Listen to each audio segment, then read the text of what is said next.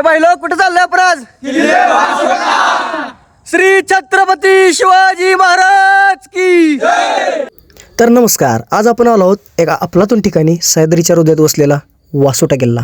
तर सुरुवात होते सुंदर कोयनेच्या काठावरून. बोटिंगने स्वच्छ पाण्याने डोंगरांच्या सावल्या आणि त्यात वाऱ्यांचा थंड जोजोराक आणि ह्या अशी मित्रांची साथ. आणि बोटीमध्ये असलेलं इंजन सेम टू सेम विहिरीसारखंच आहे आणि सेम टू सेम तसंच चालू करावं लागते.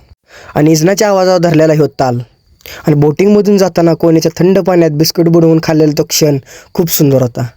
आणि बोटिंग करत असताना हिरवीगार झाडं, पक्ष्यांचा आवाज, मध्ये मध्ये दिसणारी छोटी मोठी बेटे, असं वाटत होतं निसर्गाची एकदम अप्रतिम कलाकृती हे सर्व बघून. आणि इतकं मन प्रसन्न होते की बस वई. आणि हा वासोटा किल्ला जंगलातील दुर्ग म्हणून ओळखला जातो, कारण तो पूर्णपणे निसर्गाच्या कुशीत लपलेला आहे. आणि शेवटी बोटीतून उडी मारता क्षणी थेट किल्ल्याच्या पायथ्यापाशी येऊन पोहोचलो. आणि वासोटा किल्ल्यावरती आल्यानंतर हे काका तुम्हाला गेटवरतीच भेटतील. आणि हे काका आलेली बोटीतली माणसं मोजल्याशिवाय कधीच आत सोडत नाहीत. आणि आतमध्ये मोजून सोडल्यानंतर तुम्हाला इथल्या ऑफिसमध्ये जावं लागतं. आणि इथल्या ऑफिसमध्ये गेल्यानंतर तुम्हाला डिपॉझिट जमा करावं लागतं 500 रुपये. आणि सगळ्यांची नावं लिहून द्यावी लागतात. ना ते पाणी बॉटल किंवा प्लास्टिक हे आम्ही 500 रुपये डिपॉझिट करतो. आणि गडावरची स्वच्छता राहावी यासाठी आम्ही डिपॉझिट घेतो. आणि तिथे समोर असलेल्या एका ऑफिसमध्ये फुलांची, प्राण्यांची आणि पूर्ण सह्याद्रीची माहिती दिलेली आहे.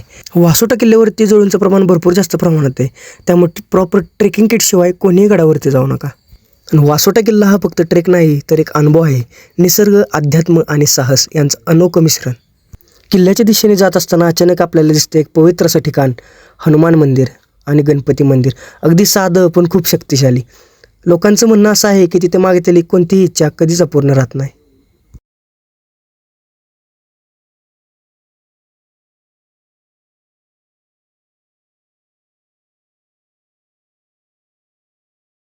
सह्याद्रीची सावली डोक्यावरती असल्यामुळे आम्हाला सह्याद्रीनं जराही थकवा जाणवून दिला नाही. आणि वरती गडावरती पोचल्यानंतर असं वाटलं की सह्याद्रीचं आमचं नक्कीच काहीतरी अतूट नातं आहे.